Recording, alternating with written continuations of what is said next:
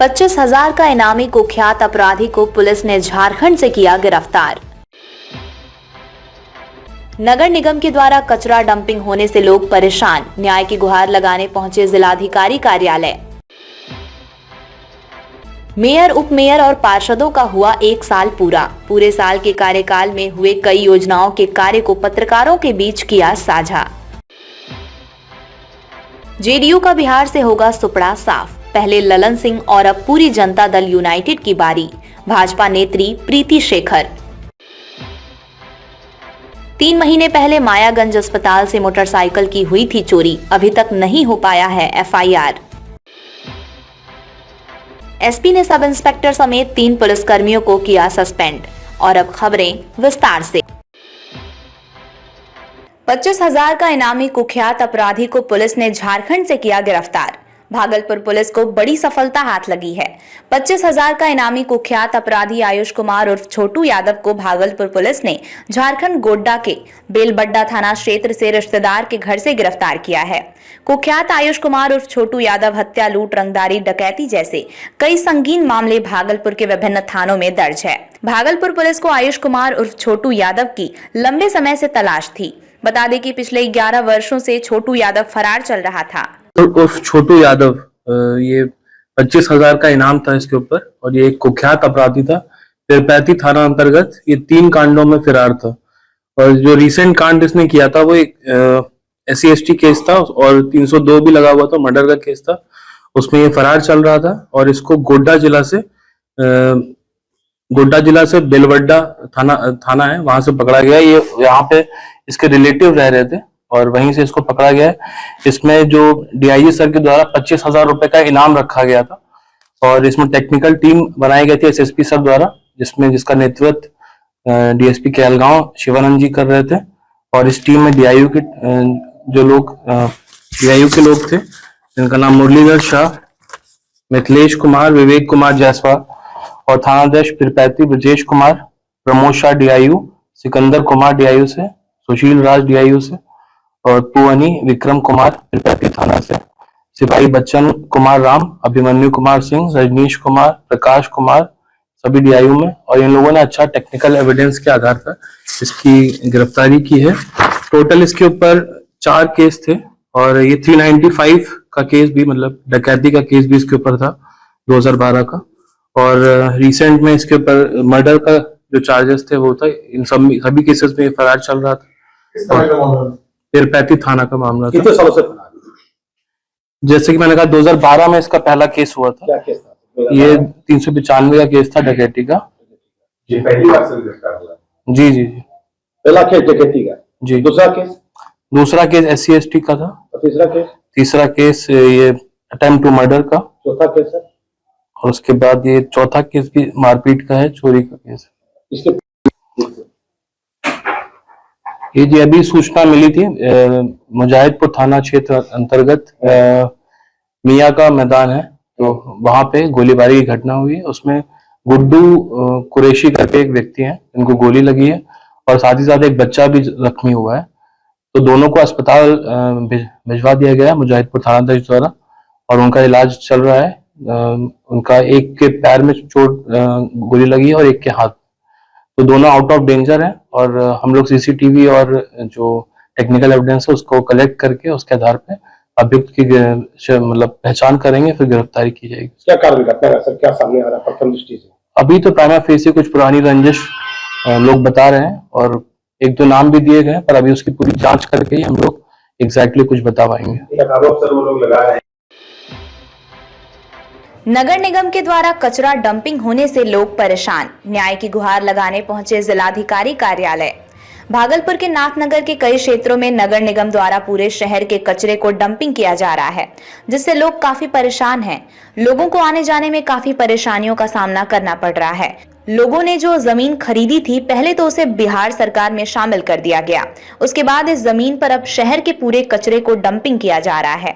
जिस रास्ते में कूड़ा डंपिंग किया जा रहा है उस रास्ते से तकरीबन दर्जनों लोग रोज आना जाना करते हैं। आसपास के लोग इसके दुर्गंध से काफी परेशान हो रहे हैं। उन लोगों ने कहा, हम लोग कचरे के दुर्गंध से बीमार पड़ रहे हैं, जिसको लेकर सभी ग्रामवासी जिलाधिकारी सुब्रत कुमार सेन के पास आवेदन लेकर पहुंचे। हालांकि अभी तक इस पर कोई संज्ञान नहीं लिया गया है। अब देखने वाली बात ये होगी कि इस पर प्रशासन क्या संज्ञान लेती है। क्या लोगों के हित में इस तरह शहर के बीचों बीच कूड़ा डंपिंग कहां तक सही है? देखिए, डीएम साहब के ऑफिस आज आए थे हम लोग, तो अचानक जब अपने ज़मीन पे जो ज़मीन 2019 में लिए और वह उस ज़मीन के बिल्कुल जो निकलने का जो रास्ता है उस रास्ते में बिल्कुल एकदम रास्ते को बंद करते हुए कचरा घर बनाया जा रहा है।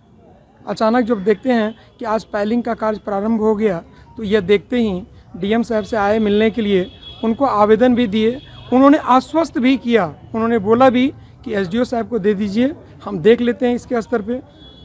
जैसा कि लगा सर से मिलने के बाद कि ज़रूर इस पर वो कड़ी संज्ञान लेंगे कि किसी का रास्ता अवरुद्ध हो जाना यह कहीं भी ठीक नहीं है।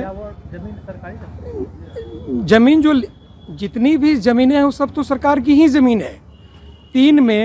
खसरा 3 में हम लोगों ने ज़मीन लिया है, प्लॉटिंग हो रहा था, उसी में किसी ने कट्ठा, 1 कट्ठा, आधा कट्ठा, उसमें से 1 कट्ठा ज़मीन मैंने भी लिया है। जो निकलने का जो रास्ता है उसके आगे सरकारी ज़मीन है जो 4 में पड़ता है, लेकिन रास्ता सिर्फ यही कहना है कि हमारा जो रास्ता आने का जो सीधा रास्ता है, रास्ता को छोड़ दिया जाए। जैसा कि सरकारी ज़मीन सुनने में आया कि 15 डिसमिल वहाँ ज़मीन है सरकारी, तो अगर 15 डिसमिल ज़मीन को निकाल लिया जाए और निकाल के अगर बना दिया जाए तो हमारा रास्ता भी निकल जाएगा और सरकार की योजना भी कामयाब हो जाएगी। हमको किसी योजना से कोई तकलीफ़ नहीं है, लेकिन हमारा जो रास्ता अवरुद्ध हो रहा है इससे बहुत ज़्यादा तकलीफ़ है। बस। क्या नाम हुआ आपका? मैं संजीव कुमार। देखिए, हम लोग जो आए हुए हैं, ये हम लोगों का ज़मीन है मोहम्मदपुर मौजा में, जो नाथनगर अंचल के अंतर्गत आता है, जिसका खसरा संख्या 4 पे हम लोग रह रहे हैं। वहाँ पे ज़मीन खरीदे हुए हैं तकरीबन 10 साल पहले। घर बनाने की क्षमता पे नहीं आए हैं, लेकिन अब धीरे धीरे सोच रहे थे हाथ लगाएंगे। खसरा संख्या 4 जो है वो बाद में हम लोगों को पता चला कि वह बिहार सरकार पे है। हम लोग 3 पे हैं अभी बसे हुए, ठीक है। और यहाँ नाथनगर अंचल से ज़बरदस्ती वहाँ कूड़ादान बनाया जा रहा है, जो कि हम लोगों का रास्ता अवरुद्ध हो रहा है। अब इस बीच में जितने भी हम लोग आदमी हैं सब परेशान है उस कूड़े के वजह से। आज कहाँ आए थे? हम लोग आए थे डीएम साहब के पास में आए हुए हैं, न्याय। हाँ, उनसे मुलाकात हुई, मिली कि बोले कि देखते हैं, हम बात करेंगे, हम अपने स्तर से बात करेंगे। आप तो आकर के एप्लीकेशन दे दिए, हम अपने स्तर से बात करेंगे। और बोले कि एक एसडीओ साहब से को भी आप संज्ञान में दे दीजिए। तो हम लोग आए। क्या नाम हुआ आपका? मेरा नाम राजन कुमार हुआ। आपका कितना जमीन उसमें जा रहा है? हम लोगों का देखिए, खरीदे तो हैं वहाँ 2 कट्ठा 1 कट्ठा करके सब कोई खरीदे हैं, लेकिन हम लोगों का जो भी ज़मीन का मेन रुख है वो रास्ता ब्लॉक हो रहा है। और रास्ता जो आज हम लोग को मिल रहा है वो तिरछा होकर के मिल रहा है, जिसमें कि ट्रैक्टर नहीं घुस सकेगा, आना जाना अवरुद्ध हो जाएगा हम लोगों को। मेयर, उपमेयर और पार्षदों का हुआ 1 साल पूरा। पूरे साल के कार्यकाल में हुए कई योजनाओं के कार्य को पत्रकारों के बीच किया साझा। एक तरफ जहां नगर आयुक्त और मेयर के बीच जुबानी जंगल शुरू हो गई है, वहीं आज मेयर, उपमेयर और पार्षदों का 1 साल पूरा हुआ। इसको लेकर आज मेयर ने अपने कार्यकाल का 1 साल पूरा करने पर मीडिया से मुखातिब होते हुए कई योजनाओं के बारे में बताया। उन्होंने कहा, नाला पियाऊ शहर की सफाई से लेकर कई योजनाओं पर हम लोगों ने काम किया, जिसमें तकरीबन 40 लाख रुपए अधिक राशि का कार्य हुआ है। वहीं एक तरफ जहां नगर आयुक्त हम लोगों पर तालिबानी फरमान के तहत नकेल कसे हुए हैं, वहीं दूसरी ओर हम लोगों ने कई योजनाओं के तहत शहर वासियों को लाभ दिया। सबसे पहले जो भी पुराने कार्य बचे हुए थे उसे पूरा करने का प्रयास किया। उसके बाद कई नई योजनाओं पर कार्य किया। उम्मीद है और भी कई योजनाओं को जल्द से जल्द पूरा कर लिया जाएगा। बैठक के दौरान मेयर, उपमेयर एवं दर्जनों पार्षद मौजूद थे। सभी मीडिया बंधु को मेरा नमस्कार। मैं डॉक्टर वसुंधरा लाल, मेयर भागलपुर। आज हम लोगों का 1 साल होने जा रहा है पदभार ग्रहण किए। तो मैं चाहती हूँ कि अब तक हमारे कार्यकाल में क्या क्या काम हो रहा है और क्या क्या काम हुआ और कितने काम अभी हम लोगों ने अपने शहरवासियों के लिए रखा है, तो इसकी एक संक्षिप्त जानकारी देने हेतु आप लोगों को हमने बुलाया है। सबसे पहले जब मैं पदभार यहाँ ग्रहण की तो पिछला जो योजना था, बहुत सारे पेंडिंग योजनाएं थी, उसमें एक डूडा था जिसमें 10 योजनाएं थी, उसके तहत कार्य करवाया। और उसके बाद फिर दूसरी योजनाओं में जैसे कि बहुत दिन से पेंडिंग था वो 7.5 करोड़ की योजना है, उसमें सुपरिटेंडिंग इंजीनियर और चीफ इंजीनियर के कारण वो कार्य रुका हुआ था। हमने पत्राचार करके और नगर विकास विभाग से वो इंजीनियर का पदस्थापना यहाँ पे करवाया अपने निगम में, और उस पर भी वो सारे पेपर्स पे सिग्नेचर हो गए हैं और उसका वर्क ऑर्डर निकलना बाकी है। वर्क ऑर्डर के लिए नगर एक्ट के पास सारी फाइलें हैं, उसके तहत जैसे उस पर सिग्नेचर हो जाएगा वो काम धरातल पर नज़र आएगा। 40 लाख की योजनाएं प्रत्येक वार्ड में इस कार्यकाल में दी गई हैं।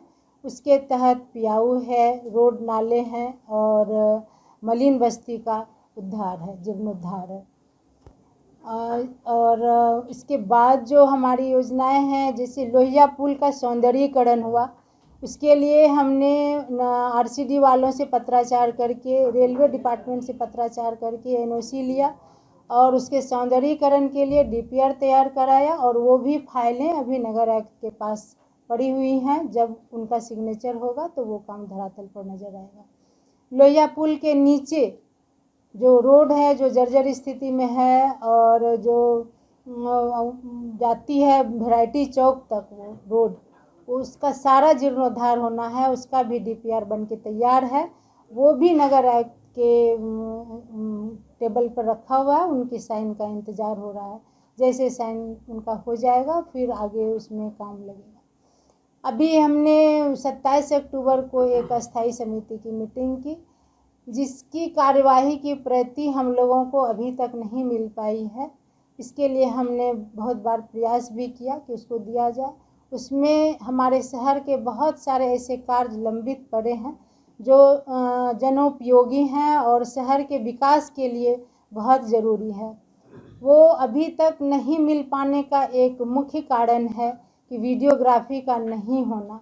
यदि वीडियोग्राफी होता तो जो बातें हम लोगों के द्वारा बोली गई, जो चीज़ें वहाँ पर नगर आयुक्त साहब के द्वारा बोला गया और माननीय हमारे सम्मानित पार्षदों के द्वारा बोला गया, सारी चीज़ें रहती और उसमें कोई फेरबदल नहीं होता। वीडियोग्राफी नहीं होने के कारण कार्यवाही में फेरबदल किया गया। जो प्रस्ताव जिसको हम लोगों ने कहा कि अगली प्रस्ताव में लाया जाएगा, अगले मीटिंग में लाया जाएगा, उसको स्वीकृत कर दिया गया। और जो सर्वसम्मति से स्वीकृत था उसमें सर्वसम्मति से स्वीकृत लिखने के बावजूद नगर आयुक्त नियमानुकूल कार्रवाई करेंगे, ऐसी बातें कही गई। तो इसके तहत हम लोगों ने वीडियोग्राफी का प्रावधान लाया और उसके तहत हमने लेटर दिया नगर आयुक्त साहब को कि जब भी अब मीटिंग हो तो इसकी वीडियोग्राफी हो, तभी सब चीज़ क्लियर हो पाएगा। कोई भी नया चीज़ लाने में कठिनाई होती है, ऐसा मानना है, और हमको लगता है जब ये हो जाएगा तो आगे के लिए बहुत ही अच्छा रहेगा। इसमें किसी की कोई शिकायतें नहीं रहेगी कि किस मुद्दे पर कौन सी बातें हुई। हमारे जो शहरवासी हैं, जनप्रतिनिधि जो हमारे यहाँ क्या काम करते हैं, उनके लिए कितना काम करते हैं और उनके लिए कैसी कैसी योजनाएं लाते हैं और उस पर किस तरह से ये लोग मेहनत करते हैं, ये सारी बातें हमारी जनता को पता चलेगी इसके माध्यम से। और मैं बोलना चाहती हूँ, हमें पता चला है कि बहुत वार्डों में ये विभागीय कार्य दिया जा रहा है, तो ये विभागीय कार्य कुछ ही वार्डों में क्यों, ये विभागीय कार्य हमारे पूरे 51 वार्डों में दिया जाए, ताकि हमारी पूरी जनता है, हमारे सारे अपने पार्षद हैं सबको इसका लाभ मिले और वो अपना काम, अपनी जो कंसर्न जो उनका वार्ड है उसको दिखा सकें कि हम आपके लिए कितना तत्पर हैं और कितना काम हम करा सकते हैं। तो मेरा यह मानना है कि ये विभागीय कार्य सारे वार्डों में दिया जाए और इसकी जानकारी मैं नगर आयुक्त साहब को भी देना चाहूँगी कि आपके द्वारा ये विभागीय कार्य सारे वार्डों में दी जाए। और अंत में मैं यही बोलना चाहूँगी, जितना भी फाइलें अभी नगर आयुक्त के पास हैं वो सब में वो सिग्नेचर करें। ये हमारे शहर की जनता के लिए बहुत ज़रूरी है। उसमें बहुत सारी चीज़ें हैं जो अभी अटकी हुई हैं, वो सारी चीज़ें उनके सिग्नेचर के बगैर नहीं बाहर आएगा। तो वो सारी फाइलें उनके टेबल पर है, उस पर वो शीघ्र सिग्नेचर करें और फाइल को आगे बढ़ाएं और जिससे हमारे शहर में कार्य प्रगति पे नज़र आए। बहुत बहुत धन्यवाद आप लोगों को, नव वर्ष की हार्दिक शुभकामनाएं। आप लोग स्वस्थ रहें, खुश रहें। हम प्रोसीडिंग भी वहीं पे बनना है। हमने सौरभ करके एक स्टाफ है जो कंप्यूटर पे काम करता है, उसको हमने बोला था कि उसकी व्यवस्था वहाँ कराई जाए। उन्होंने आश्वस्त किया था कि मीटिंग के दिन हम वो प्रोसीडिंग की कॉपी वहाँ पे सब तैयार करवाएंगे, लेकिन वो आ नहीं पाए और पता करने पर पता चला कि वो दूसरे काम से नगर निगम से बाहर है। तो ऐसी व्यवस्था नहीं हो और अगले बार से सब चीज़ दुरुस्त हो, इसके लिए हम लोग एक दिन पहले से सब देखेंगे और आकलन करेंगे कि सब चीज़ दुरुस्त है। कितना सेटिस्फाई है आप एक साल के कार्यकाल से? एक साल में तो बहुत सारी योजनाएं ली गई हैं और मैं बस इसलिए सेटिस्फाइड नहीं हूँ कि जितनी सारी योजनाएं हैं वो धरातल पे नहीं उतरी हैं। जब तक नहीं नगर आयुक्त साहब का उसमें सिग्नेचर होता है, जब तक नहीं वो अपना मंतव्य उसमें देते हैं, तब तक वो धरातल पर नहीं उतरेगी। लेकिन जो भी योजनाएं हैं उसके लिए मैं एक साल में बहुत सेटिस्फाइड हूँ। नगर निगम का क्षेत्र जो भी है, जहाँ भी जाए जेडीयू का बिहार से होगा सुपड़ा साफ। पहले ललन सिंह और अब पूरी जनता दल यूनाइटेड की बारी। भाजपा नेत्री प्रीति शेखर ने आज जेडीयू को लेकर एक बड़ा बयान दिया है। उन्होंने कहा, पहले ललन सिंह जातियों से हट गए, अब जनता दल यूनाइटेड की पूरी पार्टी ध्वस्त होने जा रही है, क्योंकि ललन सिंह ने खुद अपनी पार्टी में सेंध मार दिया है।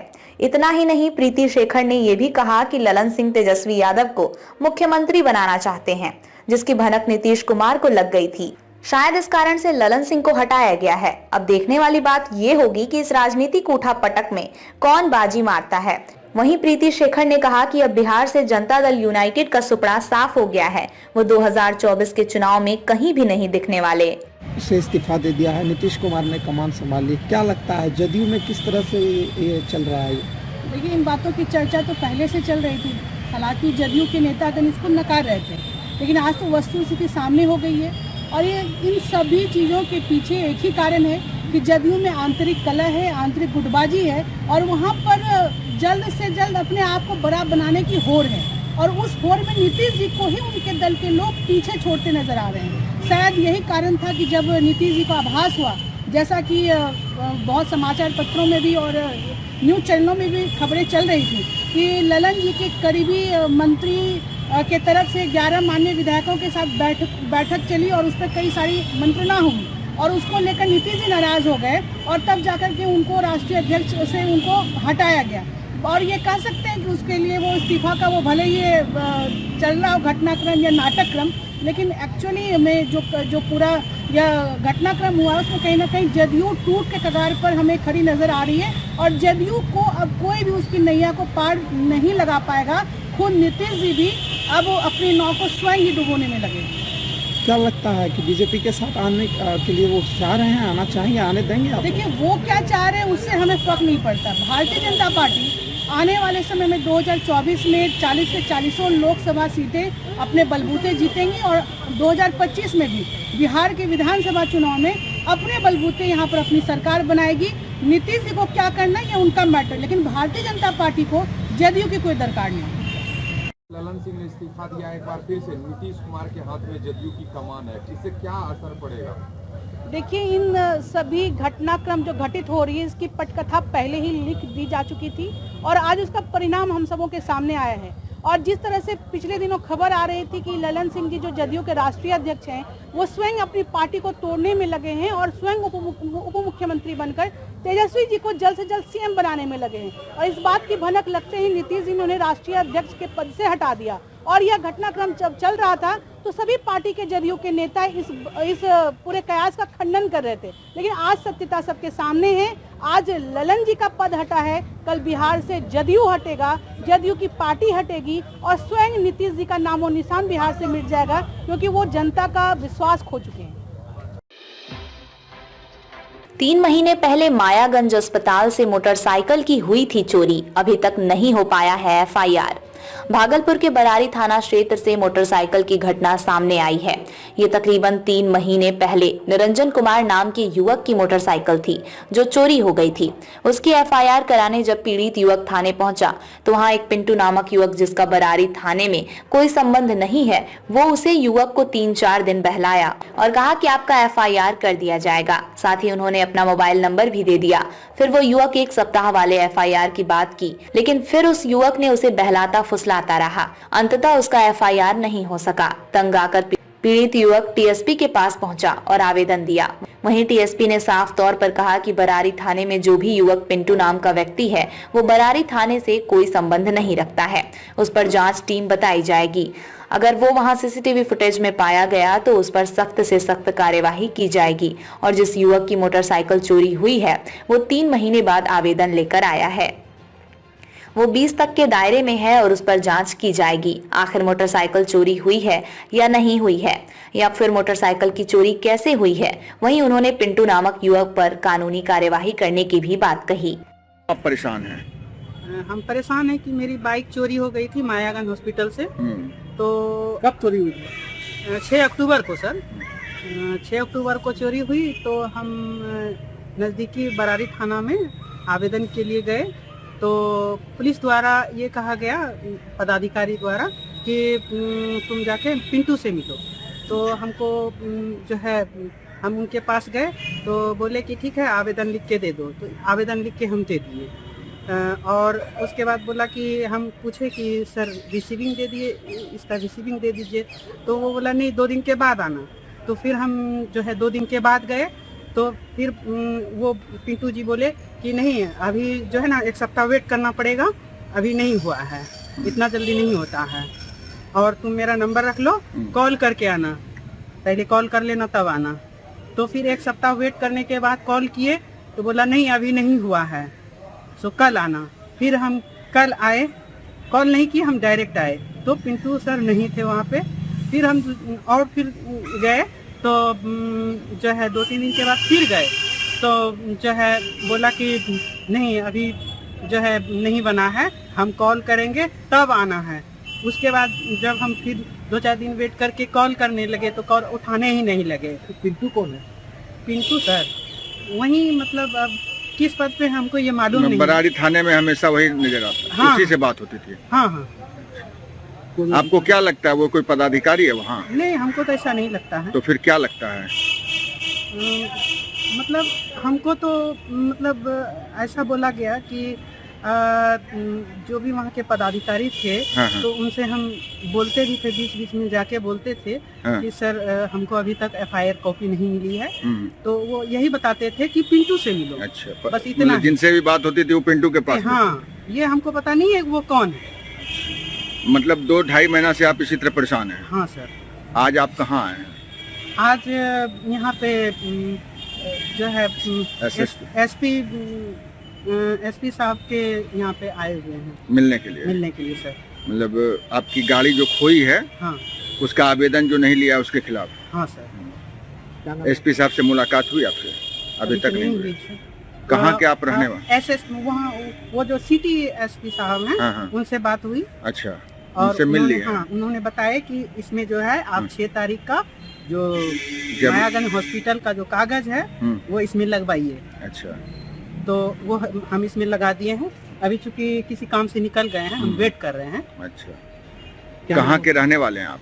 हम गोराडी बिरनौत के रहने वाले हैं। क्या नाम है आपका? निरंजन कुमार। मायागंज क्यों आए थे आप? मायागंज पत्नी का वहाँ पे ऑपरेशन हुआ था। अच्छा। 6 तारीख को छुट्टी था उनका। अच्छा। उनको लेने के लिए आए थे।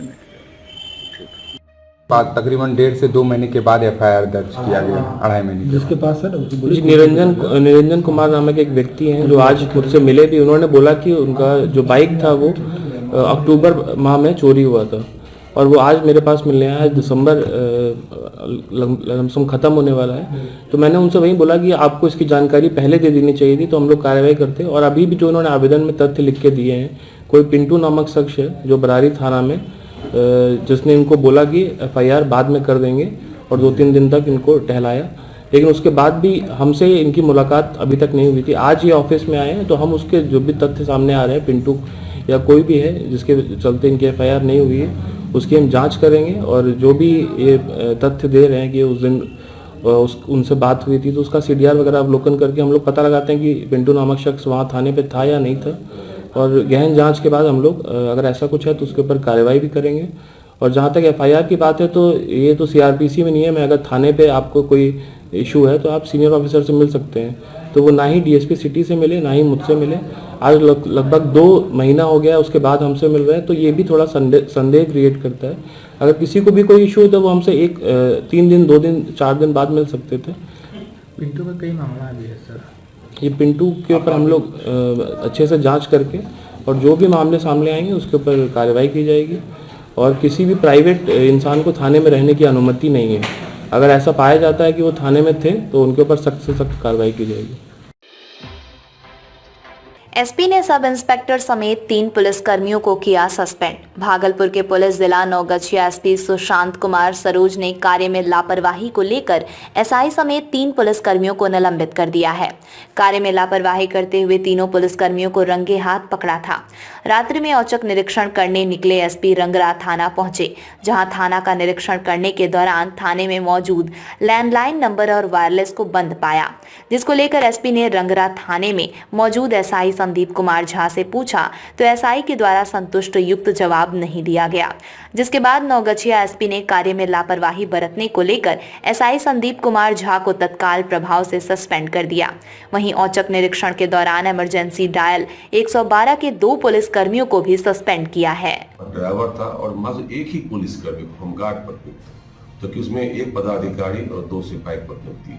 तो पदाधिकारी और सिपाही, पदाधिकारी में सैनी अजय कुमार और सिपाही 352 टिंकू कुमार बिना किसी अनुमति का अनुपस्थित पाए गए। हमने ड्राइवर से भी और जो होमगार्ड से पूछा, कहीं होता है लघु शंका में गया हो तो सोच करने गया हो, ऐसी कोई बात भी नहीं पाएगी। वो दोनों जो थे वो कोई जानकारी नहीं थी कि पदाधिकारी और सिपाही क्यों नहीं आया। इस प्रकार एक गंभीर लापरवाही, उन्हें तत्काल प्रभाव से निलंबित किया गया है। और ये 7 दिन की वाहन चेकिंग लगातार चल रही है। ये 7 दिन में हम लोग 49 वाहनों की संख्या जो है चेकिंग किया है, इसमें से कि 81,500 रुपये बरामद हुआ है। तो आपके माध्यम से हम आम आदमी से अपील करेंगे, नए साल को अवश्य घर से बाहर जाएं, एंजॉय करें। जहां जाते हैं वहाँ आपको हर जगह पुलिस सादे में वर्दी में उपस्थित रहेगी, एक सुरक्षा का माहौल उपस्थित रहेगा। मेरा अनुरोध है कि वो नदी पार करके लोग दिरा पर न जाते हैं, तो नदी में लोग नहाते वहाते भी हैं, वो देख लें। कहीं कहीं गहरा पानी भी होता है, जानकारी नहीं रहती, कोई खतरनाक गहराई रहती है, घटना घट जाती है।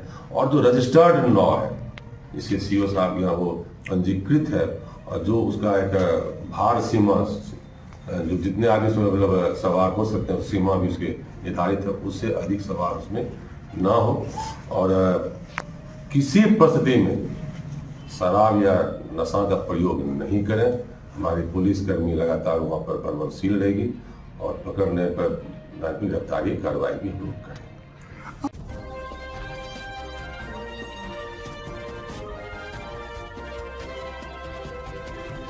आप देख रहे हैं लोकल टीवी न्यूज 24x7, सब पर नजर, सबकी खबर।